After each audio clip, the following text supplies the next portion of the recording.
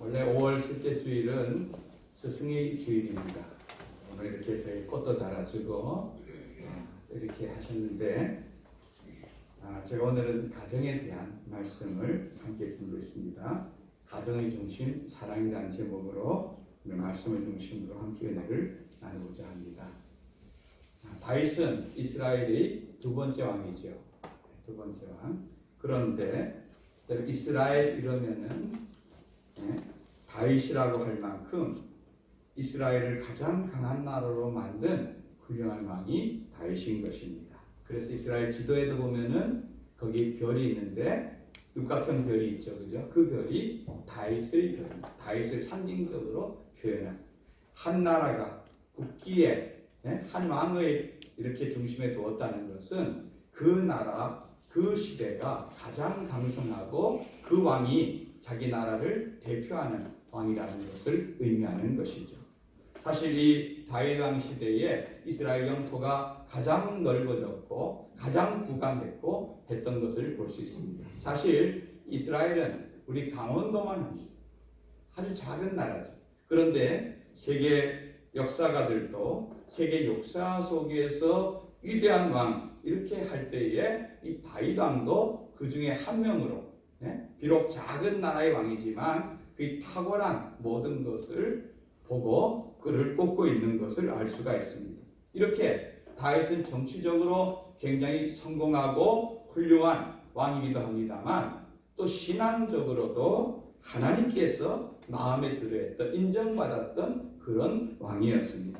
사도행전 13장 22절에는 이렇게 기록되어 있습니다. 읽어봅니다. 시작. 다윗을 왕으로 세우시고 중간하여 이르시되 내가 이새의 아들 다윗을 만나니 내 마음에 맞는 사람이라 내 뜻을 다 이루리라 하시더니 하나님이 다윗을 향한 마음, 하나님이 다윗을 어떻게 보느냐? 다윗을 볼 때 다윗은 내 마음에 합한 사람, 내 마음에 맞는 사람이라.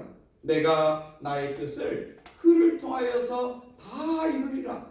이렇게 하나님께서 말할 정도로 하나님께 인정받는 그런 신앙인이었던 것입니다. 다윗은요, 예루살렘에서 한 20여리 좀 떨어져 있는 베들레헴이라고 하는 아주 작은 총동리에서 어릴 때부터 부모의 직업을 따라서 양을 치던 그런 목동이었습니다. 그런데도 일찍이 하나님은 그에게 8형제 가운데서 제일 막내인 그에게 기름을 부으시고 그를 이스라엘 왕이 되게 했고 큰 업적을 남기는 훌륭한 왕이 되었던 것입니다. 그런데 이렇게 화려하고 하나님께 인정받고 이런 다윗의 가정인데 그 내면의 가정을 가만히 들여다보면은 그렇게 그의 가정사가 순탄하지 못했던 것을 볼 수가 있습니다. 그 원인 중에 하나가 아내를 많이 두었다는 것입니다. 아내를. 여러분 당시 왕들은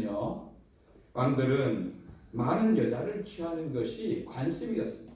왜냐하면은 이웃에 있는 여러 나라들과 전쟁을 억제하기 위해서는 그 나라의 공주를 데려와서 그 나라와 우리나라가 결혼 동맹을 맺습니다. 그렇게 함으로 말미암아서 평화를 유지하는 그런 장점이 있었던 것입니다. 그러다 보니 다윗도 자기 아내가 점점 늘어나는 것이죠. 성경에 공식적으로 등장하는 다윗의 아내는 8명입니다. 8명. 별로 안 놀라시네요. 그 정도 갖고 이렇게 할지 몰라도 8명입니다. 이 후궁이나 이런 것 외에 정말 아내로 등장하는 사람. 거기에서 29명의 자녀가 태어났습니다. 한 아버지, 그러나 여러 명의 아내. 이렇게 태어난 이 가정, 여러분 그들에게는 앞으로 다윗 이후의 왕권, 또 여러 가지 것들이 있으니까 이 아들들의 관계가 정말 좋은 관계는 이루지 못했던 것을 볼 수가 있습니다. 그럼 저도 자랄 때 어릴 때 보면은 이 지역에 작은 지역에 유지라고 하는 분들이 있죠. 좀 땅도 있고 권력도 있고 이런 분들.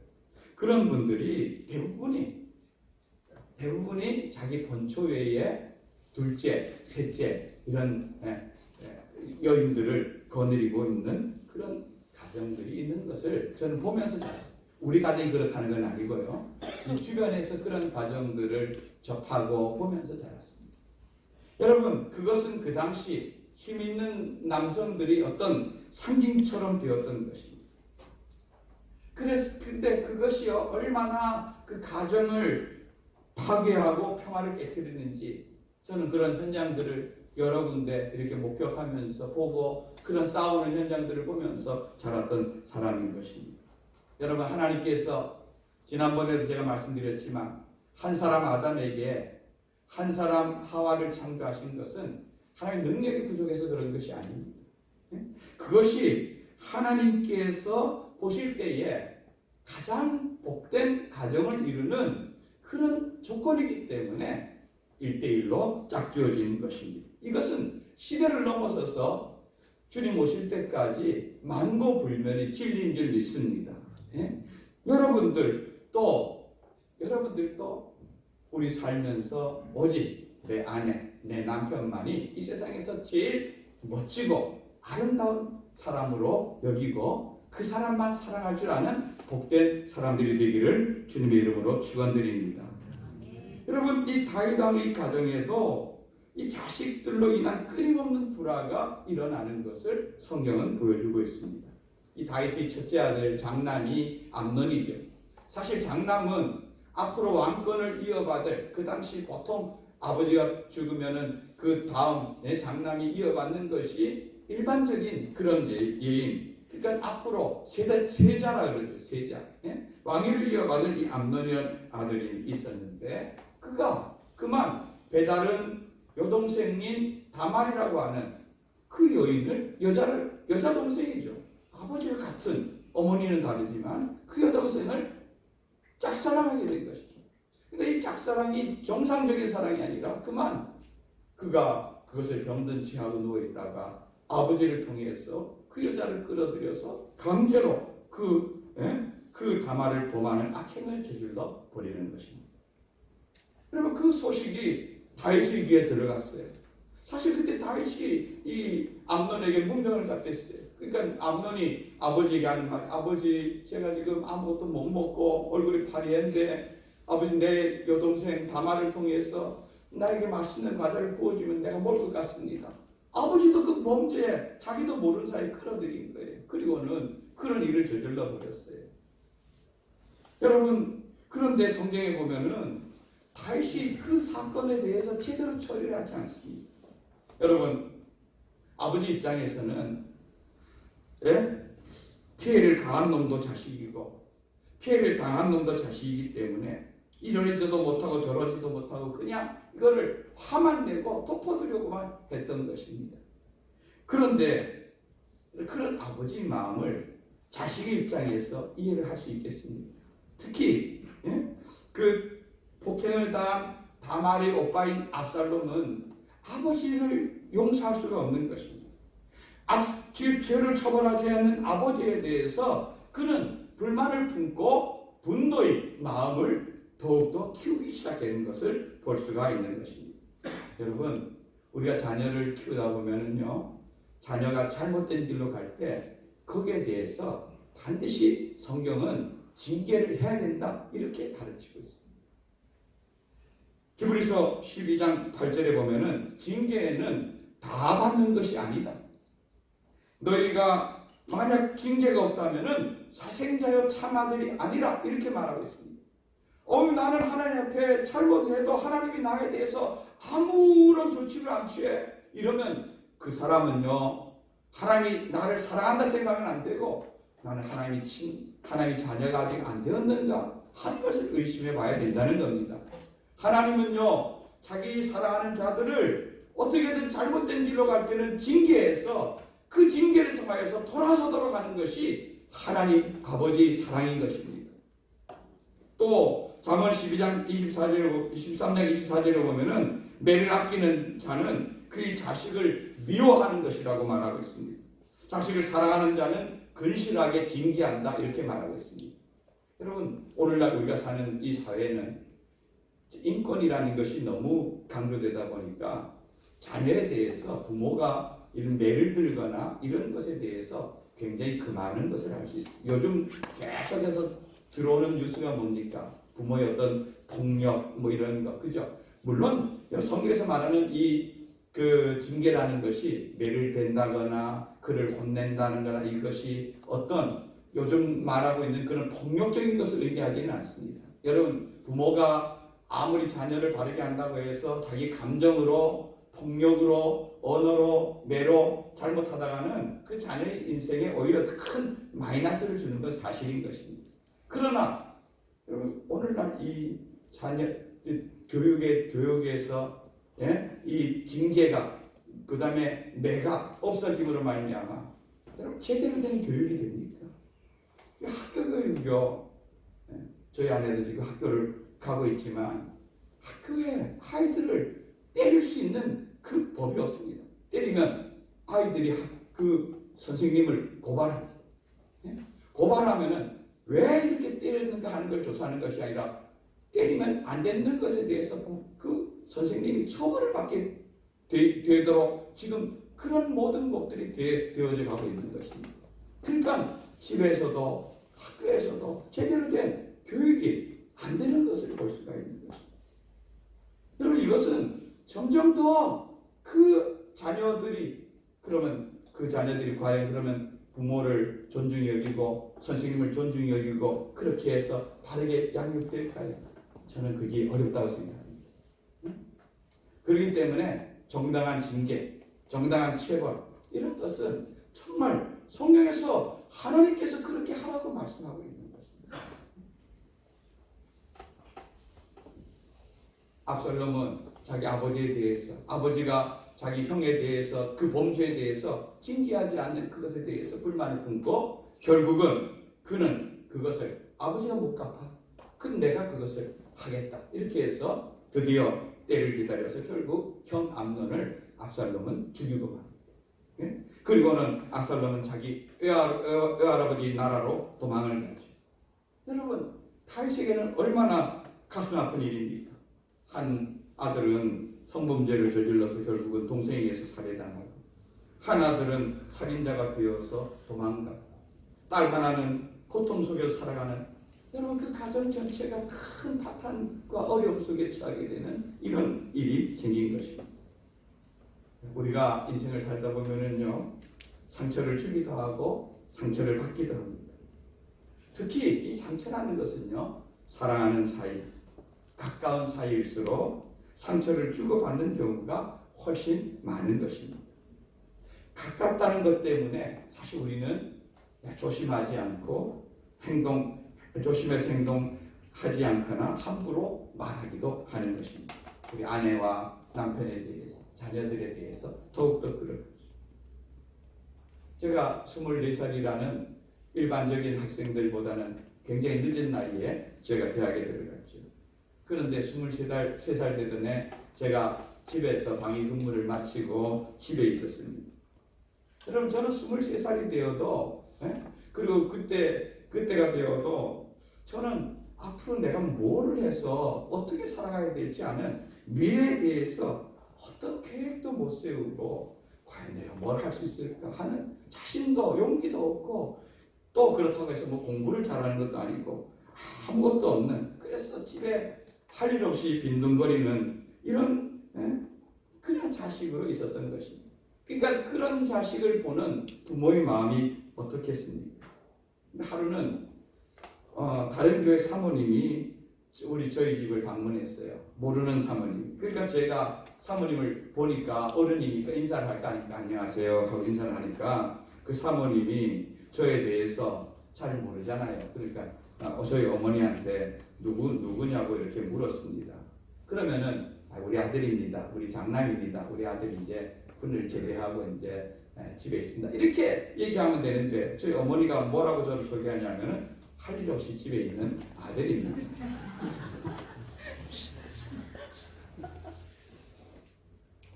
저희 어머니야 뭐 그냥 무심코 한 말이죠. 무심코 한 말. 그러나 그 말이요, 제가 40년이 거의 다 지나가는데도 제 마음에 그 말이 남아있습니다. 제가 그때 든 생각이 뭐겠습니까? 아, 나는 이 집에서 정말 쓸모없는 아들이다. 네? 이런 자괴감이 저희 마음에 드는 겁니다. 여러분, 우리가 연못에다 무심코 돌을 퐁당퐁당 던지지만 그 돌이 잘못 날아가면은 그 개구리에게는 생명을 잃는 그런 아픔을 주는 겁니다. 가깝다고 해서 우리가 함부로 말하면 안 되는 것입니다. 허물이 없다고 해서 우리가 함부로 행동하면은 오히려 그것이 우리 가정의 남편이든 아내든 자녀든 큰 상처를 줄 수가 있다는 것입니다. 제가 지난 수요일 날 예배를 마치고 올라가서 유퀴즈 언더 블록이라는 그 TV 프로그램 마지막에 이광영 카이스트 총장님이 나오시는 것을 잠깐 봤습니다. 카이스트는 우리나라 최고의 기술대학이잖아요. 그죠?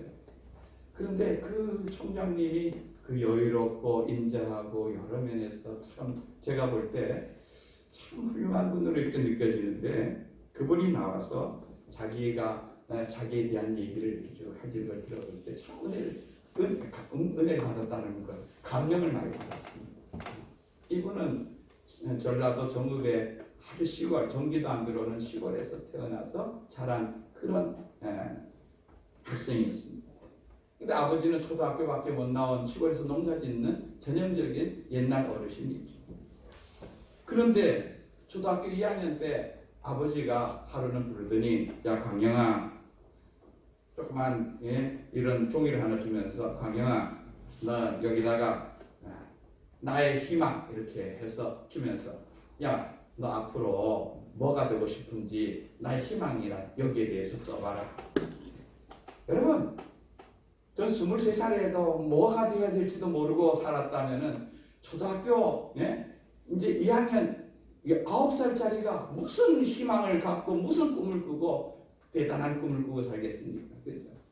이 종이를 받아든 이 광명이가 나는 뭐라고 희망을 써야 될지 이렇게 하던데 문득 이제 자기가 그 당시 읽은 책이 있었는데 그 책이 에디슨 전기에 대해서 읽었습니다. 그러니까 이 초등학교 2학년짜리가 에디슨 전기에 대해서 읽었으니까 나의 희망은 에디슨 같은 과학자가 되고 싶다. 이렇게 거기다가 쓴 겁니다. 근데 아버지가 그걸 딱 받아보시고는 굉장히 흐뭇해하시더니 그것을 이제 벽장 속에다가 이걸 딱 해서 고이 언제 넣어놓고는 손님들이나 오고 이렇게 하면은 그것을 꺼내서 야 자네 보게 우리 아들 광영이가 이렇게 훌륭한 과학자가 된다고 이렇게 썼네. 이게 그러니까 이 초등학교 2학년짜리가 그런 아버지를 보면 자기를 자랑하고 자기 꿈에 대해서 말하는 아버지를 보면서 어떤 마음이 들겠습니까? 야 나는 커서 훌륭한 과학자가 되어서 그가 그것을 얼떨결에 썼는지 몰라도 훌륭한 과학자가 되어서 아버지를 기쁘게 하는 자가 되고 싶다. 이런 꿈과 소망을 갖지 않겠습니까? 사실 공부를 열심히 했지만 대학교를 떨어졌을 때도 아버지는 그에게 격려를 아끼지 않았다고 합니다. 여러분 그 아버지 자랑, 아버지 칭찬 그런 말이 그를 꿈을 꾸게 하고 그 꿈을 이루게 됐어요. 우리나라 최고의 대학 중에 하나인 카이스트의 총장까지 올라갔으면 저는 그 꿈에 그 아버지의 격려와 칭찬이 많은 부분을 차지했다고 생각하는 것입니다. 여러분 자식도요 부모로부터 상처를 받을 수 있고 부모 또한 자식으로부터 상처를 받을 수 있습니다. 그러나 자식이 부모로부터 받은 상처는 오랫동안 잊히지도 않고 쉽게 지워지지도 않습니다. 반면에 부모가 자식으로부터 받은 상처는 그렇게 오래가지 않는 것을 볼 수 있습니다. 왜냐하면 아마도 부모는 사랑하는 마음이 자식이 부모를 사랑하는 마음보다 훨씬 크기 때문에 그러한 것 같습니다. 자식이 받은 상처는 부모님을 깊이 사랑하지 못하게 하고 섬기지 못하게 하는 그런 원인이 되기도 하는 것입니다. 여러분 저는 다윗이요 자기 가정에 그런 사건이 일어났을 때 그 아들들을 불러서 자기 아버지의 마음을 표현했더라면 내가 이 아들을 어떻게 해야 될지 잘 모르겠다는 그런 아버지 마음을 표현했더라면 과연 압살롬 같은 그런 아들이 나왔을까 하는 생각을 해보는 것입니다. 여러분, 대부분의 아버지들은요, 마음으로는 그렇지 않은데 그런 사랑을 잘 표현하지 못하는 것을 볼 수 있습니다. 저도 마찬가지입니다. 저도 참 그런 것이 어려운 사람 중에 한 사람입니다. 그런데요, 표현하지 않는 사랑은 사랑이 아니라는 그런 말이 있듯이 여러분, 그런 사랑은요, 자녀들이 자연스럽게 알아준다. 그건 정말 쉬운 일이 아닌 것을 알 수가 있습니다. 그렇기 때문에 여러분, 표현하고 싶을 때, 칭찬하고 싶을 때 자주 자녀들에 대해서 칭찬하고 표현해 주시는 복된 성도들 되기를 주님의 이름으로 축원드립니다. 그게 표현되지 않으니까 자녀의 상처는 점점 깊어가고 커져가는 것이죠. 여러분, 나중에 이 도망갔던 압살롬을 다윗은 불러옵니다. 예? 그 중간에 이제 장군들이 아들을 둘을 다 잃어버릴 수 없다. 그러니까 어떻게든 이 아들을 데려왔는데, 그렇다고 해서 자기 아들을 죽인 그 아들을 완전히 아무것도 안 하고 용서할 수도 없고, 그러니까 이제 다윗은 그 아들을 방치해 둡니다. 예? 그런데 오히려 그것이 압살롬에게는 더 큰 상처가 되어서 그는 내가 이제는 형을 죽인 나는 이제 아버지까지 죽이고 말겠다는 이런 아주 독한 마음을 품게 되는 것이죠. 그리고는 자기 수하에 자기 편을 서서히 모으기 시작합니다.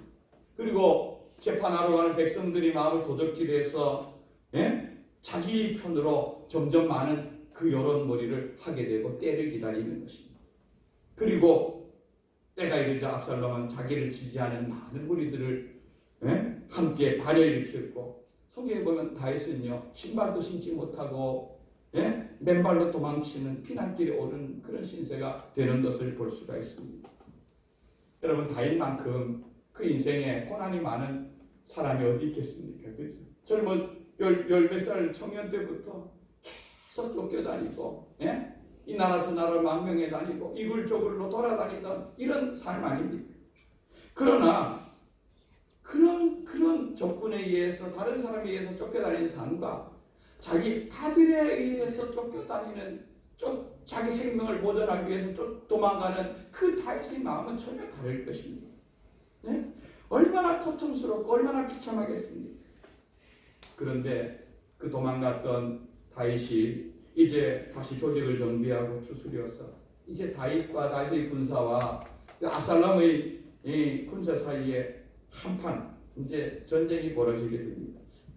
이제 발랑군을 토벌하러 떠나는 그 출정하는 부하들에게 다윗은 이렇게 부탁하는 것을 알 수 있습니다. 사무엘하 18장 5절 말씀 읽어봅니다. 시작. 왕이 요압과 아비새와 이때에게 명령하여 이르되 나를 위하여 젊은 압살롬을 너그러이 대우하라 하니, 왕이 압살롬을 위하여 모든 군 지휘관들에게 명령할 때에 백성들이 다 들으니라. 여러분, 지금 압살롬의 군인들과 자기 편에 있는 군인들이 전쟁하러 가는 겁니다. 압살롬은 지금 누굽니까? 자기 아들보다는 자기를 죽이려고 했던 발랑군의 수장입니다. 그런데 그 아들을 전쟁하러 가는 그 자기 군 지휘관들에게 나를 위하여 젊은 압살롬, 아직 철없고 아직 뭘 모르는 그 압살롬을 좀 너그럽게 대해요. 혹시 전쟁에 그가 진다 할지라도 그의 생명은 좀 살려달라. 여러분, 이거는 왕으로서 발랑군을 제압하러 가는 군인들에게 내릴 수 있는 명령이 아닌 것입니다. 사실 발랑군의 수장은 살려두면 안 되는 것입니다. 그런데 여기에서 우리 엿볼 수 있는 것은 이것이 아버지의 마음이라는 것입니다. 아버지 사랑이 담겨있는 그 마음이 어떻게 압살롬에 대해서 좀 용서해주고 그를 살리고 싶은 마음이 아버지에게 있는 것입니다. 여러분, 이런 생각을 다윗이 하고 있다는 걸 압살롬은 상상이라도 했겠습니까? 그 상상도 못할 일인 것입니다. 그런데 전쟁에 패해서 도망치던 압살롬은 다윗의 뜻과는 다르게 그 군대 장관인 요압은 그를 살려두면 계속해서 이 다윗의 나라에 그가 방해거리가 되는 것을 알고 그를 비참하게 죽여버립니다. 오늘은 전쟁의 소식을 기다리고 있는 그들에게 두 명의 그곳에서 사람들이 달려오는 그 얘기입니다. 그때 두 번째 왔던 그 구스 청년이 이 다윗 왕에게 압살롬의 죽음을 전해줍니다. 근데 오늘 마지막 절에 보면은 이 다윗이 그 마음이 아파서 올라가면서 압살롬아, 내 아들 압살롬아, 자기 아들의 이름을 부르면서 여기 짧은 성경 구절에 5번이나 차라리 내가 죽었더라면 훨씬 나았을 것이다. 이렇게 표현하고 올라가는 걸 볼 수 있습니다. 여러분, 자기를 죽이고 왕위를 빼앗으려 했던 아들, 자기에게 씻을 수 없는 수치를 주었던 아들임에도 불구하고 그에 대한 이런 슬픔을 쏟아놓는 것은 그가 바로 이 압살롬의 아버지였기 때문인 것입니다. 이것이 바로 자식을 향한 부모의 사랑인 것입니다. 여러분, 우리가 자녀를 키워보면서 자녀가 아파보세요. 그러면 사실 부모의 마음이 더 아프죠. 그렇죠? 그리고 부모의 마음이 그래요. 저 자식이 낫고 그 아픔을 내가 가져올 수 있다면 내가 대신 아파주는 것이 훨씬 낫겠다. 이게 부모의 마음인 것입니다. 아직 결혼하지 않고 부모가 되어보지 않은 사람은요, 제가 아무리 이거에 대해서 얘기해도 그거는 그냥 뭔 말인지 모릅니다. 빨리 시집가고 장가가고 해서 자식을 낳아봐야지. 아, 그때 목사님이 얘기하던 게 이거구나. 응? 사랑은 언제든지 내리 사랑인 것입니다. 예? 우리는 위로는 효도를 해야 되지만 절대로 자녀에게 하는 만큼 부모에게 하나님께 하기는 참 쉽지 않은 것입니다. 자식이 있는 분들은 지금 이렇게 통곡하는 이 다윗의 마음, 다윗의 눈물을 우리는 이해할 수 있을 것입니다. 이 자식에 대한 이 사랑은요, 부모에 대한 부모의 사랑은 하나님께서 우리에게 주신 사랑인 것입니다. 이 하나님의 사랑과 부모의 사랑이 공통점이 있는데 이것은 그 속에 감춰진 사랑이 너무나 많다는 그런 것입니다. 여러분, 하나님의 사랑이 얼마나 큽니까? 우리의 그 크신 하나님의 사랑이라고 찬양하지만 로마서 8장 32절 말씀을 한번 읽어보겠습니다. 시작. 자기 아들을 아끼지 아니하시고 우리 모든 사람을 위하여 내주시니가 어찌 그 아들과 함께 모든 것을 우리에게 주시지 아니하겠느냐. 아멘. 자기 아들을 아끼지 아니하시고, 여러분, 자기 아들을, 하나뿐인 아들을 십자가에 달기까지 사랑해 주신 것이 바로 하나님 아버지 우리에 대한 사랑인 것입니다. 여러분, 우리가 이 사랑을 우리가 이해할 수 있습니까? 자녀는요, 부모의 사랑을 이해 못합니다. 자녀를 키워보지 못한 사람이 부모의 마음을 알 수 없듯이 우리 같은 죄인을 살리기 위해서 자기 아들을 내주신 하나님의 사랑을 어찌 우리가 다 이해할 수 있다는 말입니까? 그 십자가의 사랑이 우리 가슴을 두드릴 때 우리는 그 사랑 앞에 무릎을 꿇을 수밖에 없는 것입니다. 아, 하나님이 이렇게 하나님처럼 알 수 없는 이 엄청난 사랑을 나를 위해 하셨구나. 우리 기독교는요, 하나님이 죄인인 인간을 사랑하신 그 이야기가 성경의 이야기인 것입니다. 우리가 진 빚을 예수님이 모두 청산하시기 때문에 우리가 마음으로 예수 그리스도를 구주로 영접하면 모든 죄를 용서받고 하나님과 사랑의 교제를 나눌 수 있는 그의 자녀가 된다고 성경은 말하고 있습니다.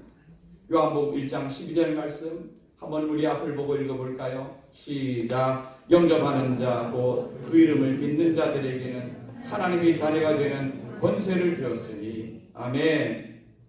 여러분, 이 말씀이 여러분에게 믿어지길 바랍니다. 예수님의 이름을 믿고 예수님을 마음에 영접하는 자는 하나님의 자녀가 되는 특권을 주신다고 말하고 있습니다.